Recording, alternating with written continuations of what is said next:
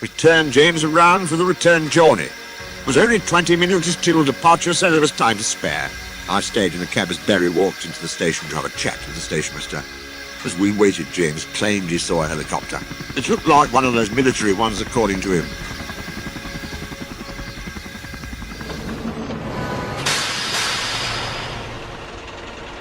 The black diesel engine we didn't recognize pulled in and just stood there in silence and stared at us. He then looked back and it seemed he was whispering something to someone. That's when everything went haywire.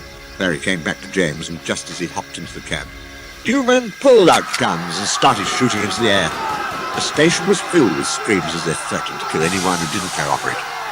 I released the brake, and we sped out of the station, passing by the diesel as we almost got hit by a couple of bullets.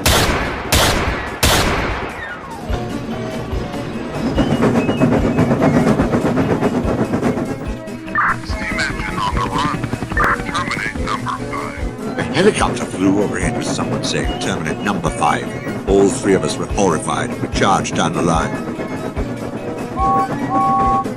We got off the branch line and headed onto the main line, hoping nothing was in our way. We saw Gordon up ahead pulling the express as usual. None of us said anything as we rushed by, as our goal was to get away from the helicopter. We suddenly heard a whistle behind us. The dwarf who was pulling his train sped onto the main line behind us. Stephen looked back and his eyes widened at the sight of the helicopter.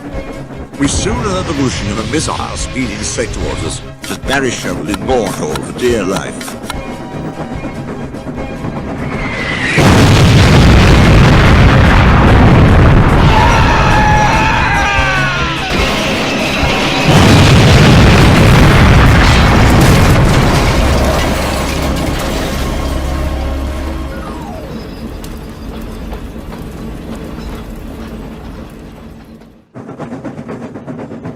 Thankfully, the points were set to Henry's Forest, and I slammed on the brakes, and James came to a stop. I grabbed my face cloth and wiped my head. Barry took a look at the gauges and saw that James was out of coal, low on water, so thank God that we stopped. Barry and I quickly turned off steam so James wouldn't explode.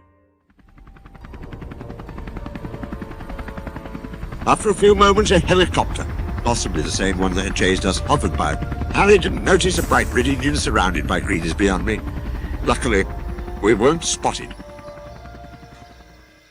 After the coast had cleared, I told Barry to stay with James, and I decided to walk over to the single box that we had passed. I carefully walked up the stairs of the single box and opened the door to see a very concerned man. It was the new signalman, Darrell. He said he was keeping a lookout for the armed men and was very happy to see me.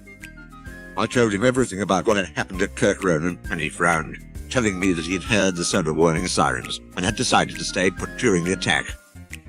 There was a telephone nearby, and I was going to use it to call for help, but Darrell said that he had already tried. The phone lines had been ripped down earlier by the men, shutting down most of the power on the other end. I offered him to join us, but he was hesitant because he would be breaking railway practices, but I eventually talked him into it. The two of us walked back to Barry and James. We have been sitting ducks here for a while, and we have to get moving.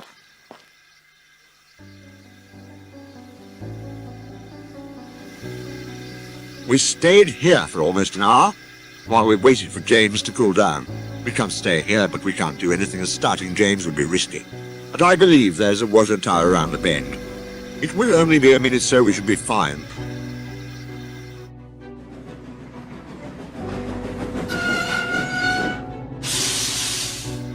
As we pulled up, James slowly filled up with water.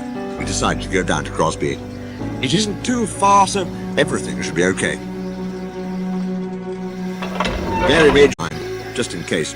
For all we know, some engines could be travelling around the island to try and find out what happened.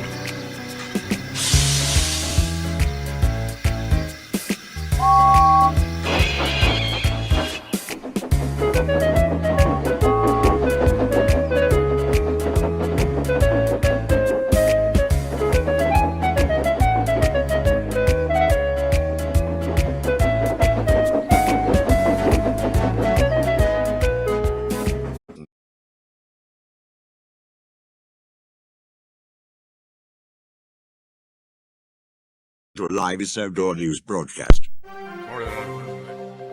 These people are known as the SCP Foundation. It is currently unknown what they want, or how many have been affected by this. And reporters said that for the time being, avoidment of the sodor sea urchin rescue are looking for them, and will do what they can. It wasn't long until the report began to cut to static. I could saw and I heard screaming with the sounds of gunshots. I think it's safe to say that they are probably dead. Afterwards, I walked back to the gang and told them what I had seen. Our next move is to call the depot. We will keep a close eye out on the way there.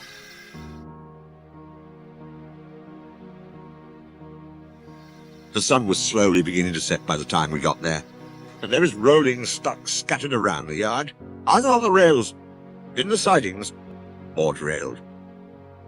Some of the trucks had seemed to have been jammed into the turntable well, and some of them had bruises and several cuts on their faces. They didn't seem so troublesome now. None of them said a word but only stared at us, looking petrified as they must have witnessed something truly awful. We wasted no time and threw James under the hopper, filling up the rest of his tender with coal. Afterwards, Barry, Darrell, and I went to look for anyone who had survived when we heard a voice. If you're looking for the armed men, then I'm sorry to say that they already stopped by and took some of our brothers with them. We all soon heard the sounds of a steam engine getting closer and closer as a whistle blew behind us, recognized. Our faces lit up with excitement as Percy emerged from the shadows. He was shocked to see us, but quickly smiled. Sam and Greg hopped out of his camp and greeted us warmly. It was interrupted by the sounds of faint, angry voices in the distance, and Percy told us to hide as he sprinted back into the shed. In reaction, James jerked forward and ran to the shed too.